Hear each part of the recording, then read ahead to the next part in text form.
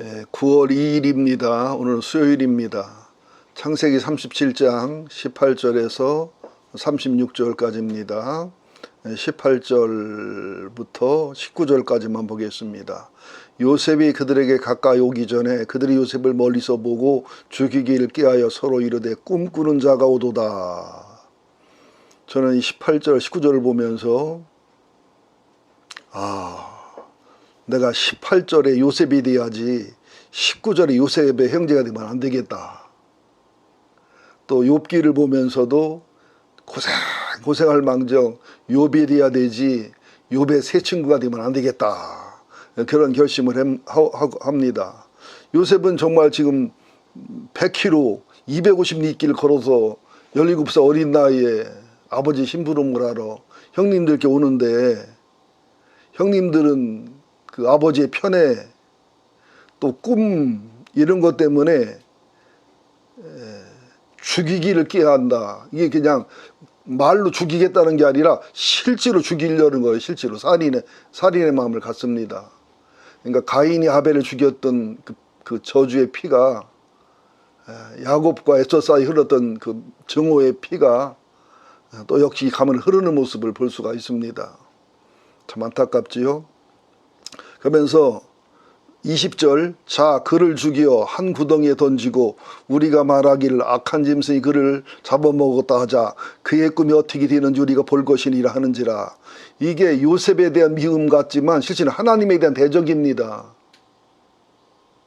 하나님의 섭리, 그리고 이스라엘 민족을 향한 하나님의 계획, 또 자기들을 살리는 것에 대한 방해, 자기 목을 조이는 행동. 그러니까 우리가 순간적인 감정이나 순간적 기분이나 순간적인 생각을 따라 행동하면 나중에 내가 나를 죽이는 게 되거든요. 예수를 십자가에 못 박으라 그럴 때도 우리와 우리 후손들이 받겠다. 그 후에 올 저주를 유대인이 알았더라면 그 말을 못했겠죠. 참 우리는 이 생각 하나, 미움, 분노 하나, 그게 자체지만 이걸 하나님을 대적하게 되는 마귀의 역할을 하게 되는 것이 아닌가를 두려워할 줄 알아야 됩니다.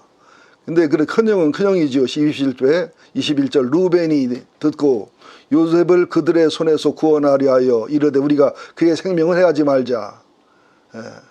죽이지는 말고 피 흘리지 말고 광야의 구덩이에 던지자.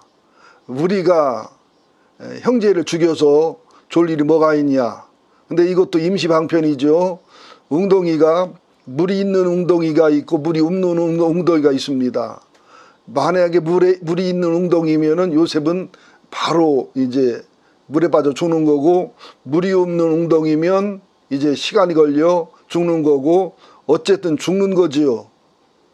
그러나 루벤은 이렇게 해서라도 아마 요셉을 살려보려는 마음이 있었지만 장형다운 리더십이나 장형다운 그런 사랑은 부족했던 거 아닌가. 정상적인 형이면 목숨 내놓고 자기 권위를 다 동원해서 보호해야 된다고 저는 믿거든요. 요셉이 형들에게 이름에 그의 형들이 요셉의 옷, 그가 입은 채색 옷을 벗기고 그를 잡아 구덩이에 던지니 구덩이는 빈 곳이라 그 속에 물이 없었더라. 다행히 죽지는 않았지만은 지옥 같은 웅덩이에 던져진 거예요. 요셉이 5분 전만 해도 형님들을 찾아왔고, 요셉은 단순하고 순진하게 형님들도 반가워 즐거워했는데, 형님들 옷을 벗길 때, 웅덩이에 집어넣을 때 17, 18살이면 고1이에요. 얼마나 두렵고 공포가 생기면서 형님들의 눈빛, 얼굴 표정, 비웃는 얼굴, 말투, 아마 요셉은 평생의 트라우마가 됐을 거라고 저는 믿습니다. 나중에 요셉이 총리가 돼서 결혼한 후에 첫 번째 아들을 낳았을 때 문하세, 지난 일은 다 잊어버린다고 썼을까, 그런 생각을 하지요. 우리들도 아무리 분노와 증오심이 있더라도 정말로 믿음으로 이걸 다스리고 신앙으로 분별하고 믿음을 따라 행동하는 우리가 돼야 됩니다. 이 행동이 나중에 요셉의 형들에게 얼마나 부끄러움이 되고 죽을 만큼 수치가 되고, 아버지 야곱이 죽었을 때는 요셉에 대한 두려움과 공포로 떨게 되는 이 엄청난 사건을 만든다는 것을 상상을 못하고 살아가거든요. 이게 부활의 신앙이라는 게 뭐냐. 지금 여기서 일을 잘했지만 부활의 때는 10만, 100만이 자란 게 되고, 여튼 일을 잘못하지만 부활의 때는 10만, 100만, 1000만, 억만을 못한 게 되는 이런 결과가 부활의 신앙이다. 그 다음에 이제 25절부터 28절까지 보면 요셉의 형님들이 앉아 음식을 먹다가 나는 밥이 넘어갈까 싶어요. 아무리 미운 동생이라고 해도 동생을 죽게 던져 넣어놓고서 살인을 하고 있으면서 밥을 먹는다.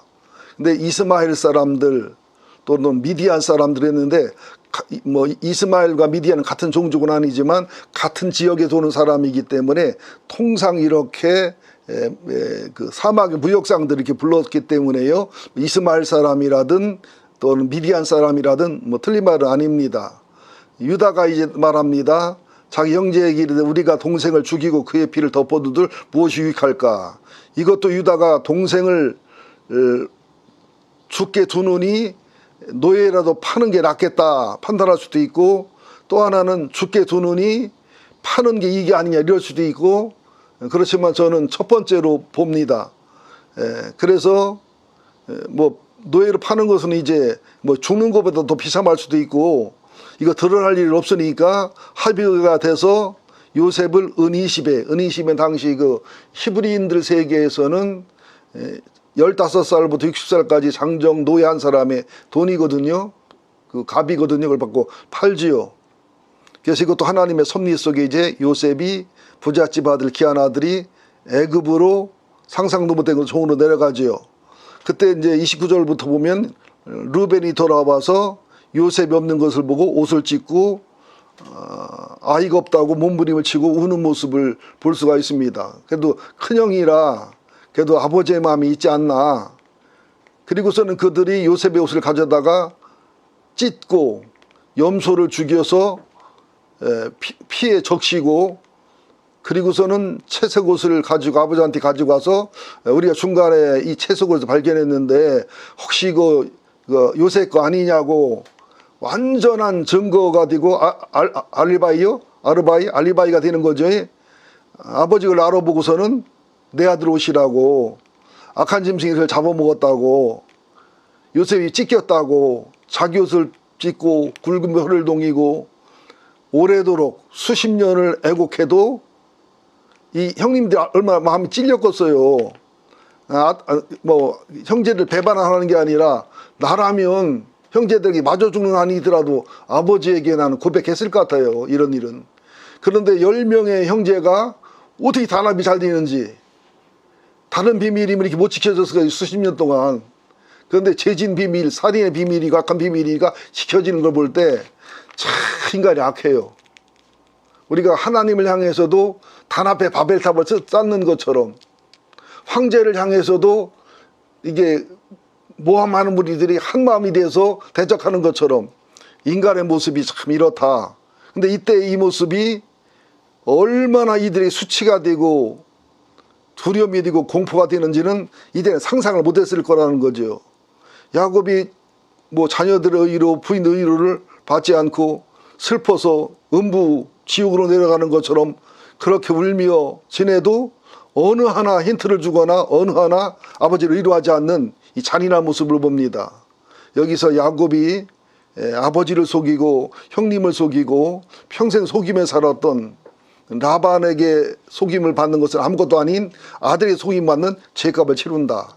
우리가 죄를 질 때는 죄 지는 것도 죄지만 그에 대한 보응과 심판이 있다는 것도 기억해야 된다. 그러면서 이제 웅덩이에 들어가고 노예로 팔려가지만 하나님의 섭리와 계획을 이루기 위해서 애굽의 친위 대장 보디르에게 팔려가지고 이제 감옥 가고 이제 총리가 돼서 꿈을 이루는 하나님의 의대한 섭리를 이룬 걸 볼 수가 있어요. 이게 사람은 요셉은 두려움과 공포와 헛되게 버린 시간이었고, 형들은 미움과 증오로 거짓말했고, 아버지는 슬퍼하고 괴로워했지만 하나님은 어쨌거나 하나님의 열심과 섭리는 이루어 가신다. 우리는 그래서 하나님을 믿고 감사해야 되는 거예요. 이해가 안 되는 시간도, 이해 안 되는 상황도, 이해가 안 되는 분노와 증오심도 믿음으로, 소망으로, 사랑으로 살면서 하여튼 믿음으로 사는 자는 하늘을 이로 받겠네. 이런 찬송가가 있잖아요. 여러분들 그래서 믿음으로, 소망으로, 사랑으로 실제로 살아가시기를 예수 이름으로 축원드립니다. 하나님 고맙습니다. 야곱의 상처와 아픔, 형님들의 그 살인죄와 거짓말과 악한 행동들, 요셉의 이해할 수 없는 고난과 고통과 억울하고 분하고 평생의 트라우마가 되는 사건과 시간들, 그리고 노예로 팔려가는 억울함들, 또 하필이면 바로의 친위대장 보디발레 집에 팔려가는 과정들, 하나님 감사하며 살게 하여 주옵소서. 예수님의 이름으로 기도합니다. 아멘.